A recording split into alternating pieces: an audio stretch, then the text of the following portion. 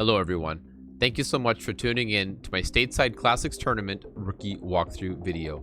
In this video, I'm going to walk you through the shots that I'm going to use and some of the possible alternatives. Please understand that the video footage you're going to see is from previous tournaments, and now with the new wind changes added to the game, these shots may actually mimic some of the shots that you're going to see in the tournament, but we will not know any of the tournament wins until the tournament goes live.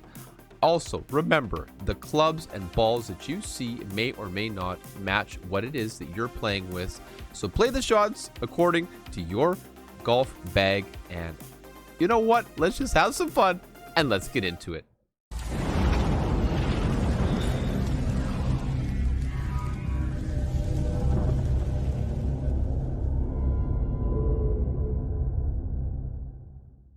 So here we are on hole number 1. I can play this shot a couple of different ways. The first I'm going to show you is the more conservative route. As you can see, I'm playing this shot with a quasar ball and an extra mile. I'm giving it max topspin and maximum right spin, setting it up in this little spot so that there's a little bit of red ring room on all sides of the yellow just in case of a great ball. Adjust the shot here at 20% maximum distance, and now with a level 5 extra mile, I'm giving it no curl, no trouble. Just a straight, simple shot. Get that little outcropping, if you will. We just bounce it down nicely to the bottom of the hill that runs up towards the green. So here for this, and as you can see, nicely uphill. So this second shot, I am going to be playing this wedge shot at negative 10% elevation. You can play according to your wedge style, but with this low level skewer and this particular setup, this works quite well for me. Now, depending on the wind, depends on the type of spin you're going to want to use here and the setup. This is something that as a community, we're all going to have to take a little extra pride in, is paying attention to these new wind values and acting accordingly. But still here, in a moderate rookie crosswind, this routine setup should net you an eagle more often than not.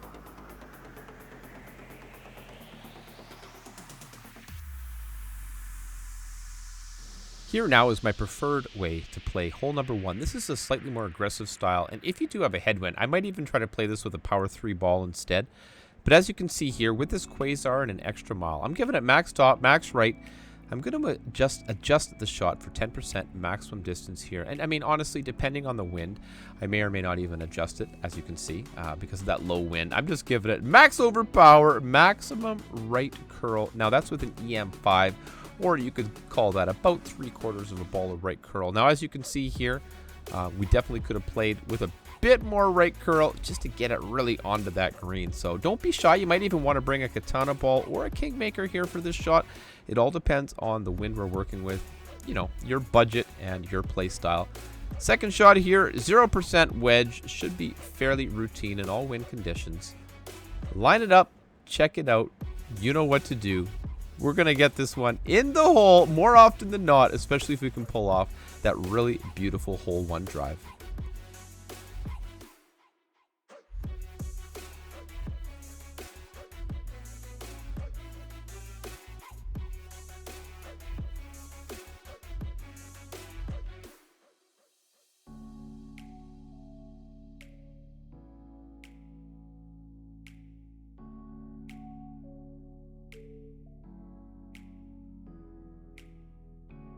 Here we are on to hole number 2, the first par 3 of the tournament. I like to set this one up simply with the navigator ball and your favorite backbone club or other long iron that, you know, has good accuracy as best a ball guide as possible. Here in tailwind or slightly tail crosswind, I'm using a bar of backspin. You definitely could come in here with a little bit of right spin as well. Really depends on your preference. I am setting up the shot at 10% downhill elevation at maximum club distance. And, you know, the thing to me that I really try to work on in this shot is I like to look at the ball guide and have that second bounce on the fringe. I find that when you bounce on the fringe, it slows it down nicely and gives you that trickle down to the hole effect. Now, that's what we're looking for. It's going to be a learning curve this tournament, but we're going to get him in. Good luck, everybody. Here on hole number 3, this is a par 5 that I look at in rookie as essentially almost always an eagle hole. However, here with an extra mile and a Titan ball, I'm giving it maximum left spin, a 2 bars or so of backspin, depending on your wind, of course, and I'm setting it up there with the ball guide about 1 ring to the left of the far rough, and then I'm giving it, as you can see here, about 1 ball of left curl. Tiny bit overpower, not necessary. Ultimately, what we're going to do here is we're going to bring it up and around these trees and settle in nicely up and close to the top of this fairway. There's a few ways you can pull off this shot. There's definitely a power shot on this hole as well. But for a good, consistent rookie approach, this gives us distance on our extra mile. On the big dog here. Now, I have the yellow ring up against the left rough. It all depends on the level of your club, the size of your rings. So don't use that as the only indicator. But what I do here is give it a couple bars of backspin and about a half to 1 bar of right spin. And I'm going to put my second bounce just barely onto the green, pointed just at or slightly offset from the hole, depending on the wind here. Now, I'd like to adjust this shot at negative 10% maximum distance. And, you know, honestly, it's a very low probability, but it is completely makeable to get this albatross. So try to hit perfect. That's going to increase your chances. But great right is definitely better than great left.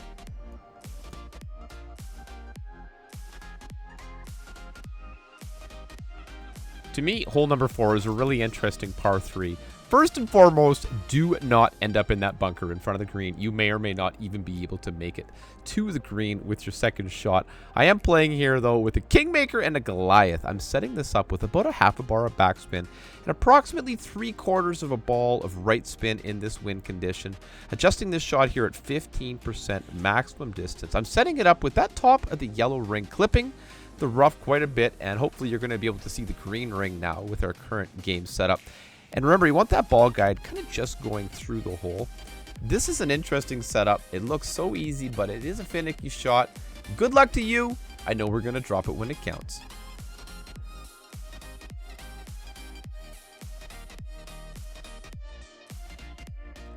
Hole number 5 is the type of par 4 that I really enjoy, as we can set ourselves up for a second shot rough bump.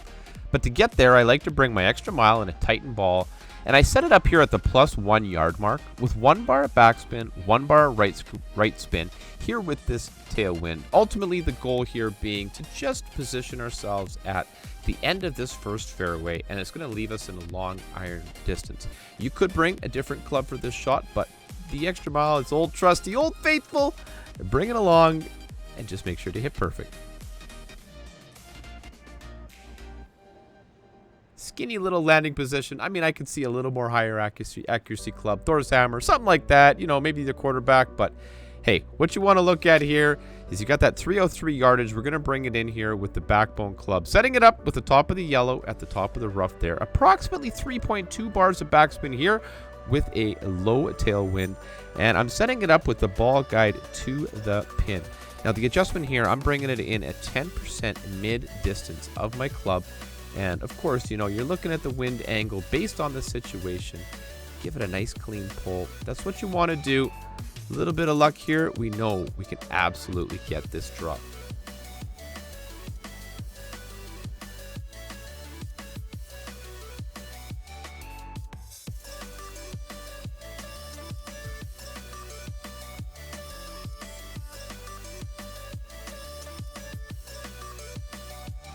Welcome to hole number 6. Now, this, I think, is absolutely an excellent chance for an albatross.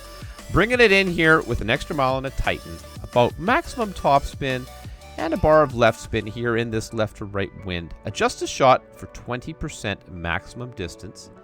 And, you know, ultimately the goal here being to bounce it from the first fairway up and over the gap and roll it down nicely, you know, onto that little left fairway island.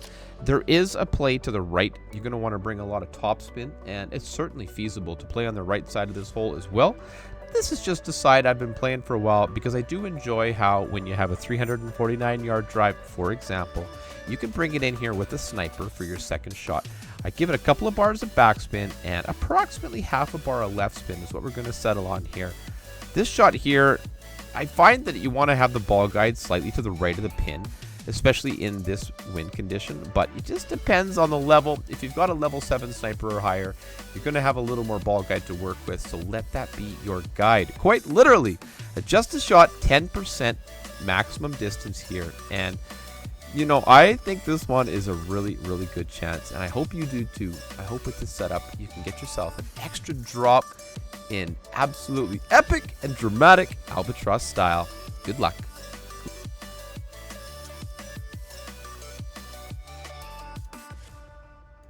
Welcome to hole number 7. This is the last of the par 3s, and I'm actually playing this one with a very unique setup.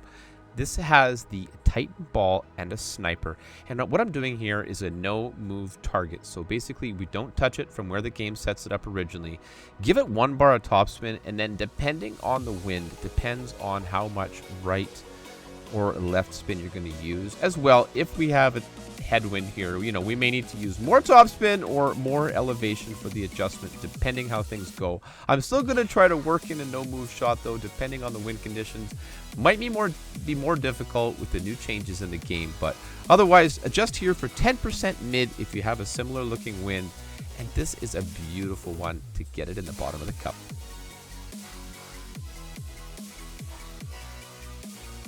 If you ask me, hole number 8, this par 4, is the most difficult par 4 in this tournament. I'm setting up this shot here anywhere from a quasar to a kingmaker. Ultimately, I'd like to bring a power 3 ball for this drive. Excuse me, a spin 3 ball for this drive, but it's not essential.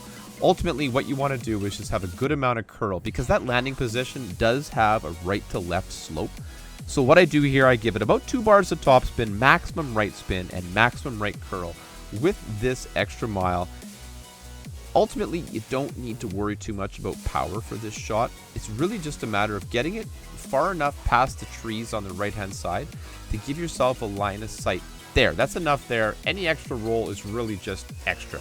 You're looking to have line of sight on the hole, and I'm bringing a guardian here. I look at this hole as an extra drop if you can get an eagle. It is really quite difficult in rookie with those lower level ball guides. Higher level clubs here, you're going to have an advantage, but to me, the safe shot is to bring a guardian, max backspin, a couple bars of right spin, and at 0%, I'm bringing this basically up and to the green, safe and sound. Now, there is a skinny little patch of rough there. Don't be ashamed if you want to bring your sniper or some other club like that, you know, hammerhead maybe, to give yourself maybe a chance at a rough bump, but I don't know, I've tried it a few times. It's a difficult spot to hit, and with the changing wind conditions, I'm gonna say bring your guardian, play it safe, and get out of here with a simple birdie. Welcome to hole number 9, the last par 5 and last hole of the tournament. The goal here for me is 100% to get an eagle. More players than not are going to end up with a birdie on this hole. So if you get an eagle, consider yourself lucky. It's pretty much an extra drop. Bring in the power 3 ball, the Titan here, and a quarterback. Now I'm giving it a couple of bars of top spin, a little bit of right spin here, and we're going to adjust this shot for 10% max. Be aware, if there is a higher velocity tailwind, you're going to have to knock down that top spin. But anywhere in the crosswind, or if we have some kind of headwind, you can use this much or more topspin to get it up nice and close to the end of this fairway, because the second shot is very long, and that's why I absolutely recommend that you do bring your big dog or a higher level cataclysm, whatever you've got, whatever wood club gives you the most distance and topspin. And speaking of that topspin, I'm just going to give maximum topspin here. No need for any side spin. You just want to get it past those trees on the right-hand side so that we have a nice clean shot to the pin. This is why you can see this is a non-albatross opportunity for most rookie players with the kind of lower level clubs that you'd expect in a rookie bracket. So simple adjustment here with your big dog. You could give it a little bit of overpower. That's absolutely not wrong. But I'm just demonstrating here that, you know, with simple, straightforward play, you can set yourself up to have a good look at the pin. And I estimated from this position at 0% elevation, and I end up here in maximum thorn range, which is a good place for me to be. Maybe, you know, 80-90%, depending how you look at it. But anyway, I played this shot at 0% max, 2 bars of backspin, a tiny little smidge of right spin just to compensate for that right to left push. And again, you know, it's going to be challenging with the changing wind conditions in the upcoming tournament, but try to really focus in on the wind and take as detailed wind notes and adjustments as possible. It's going to be a lot of fun, you guys. I wish everybody the absolute best of luck here in the Stateside Classics tournament. What an absolute honor to play this game. Check out my streams. They're all on the YouTube channel. Good luck, everybody.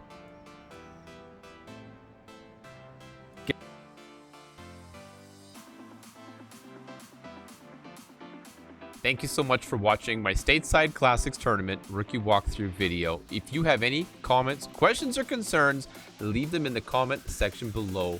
And also, take this moment to subscribe now to Erelic Gaming so you don't miss any of my future content. Good luck in the tournament.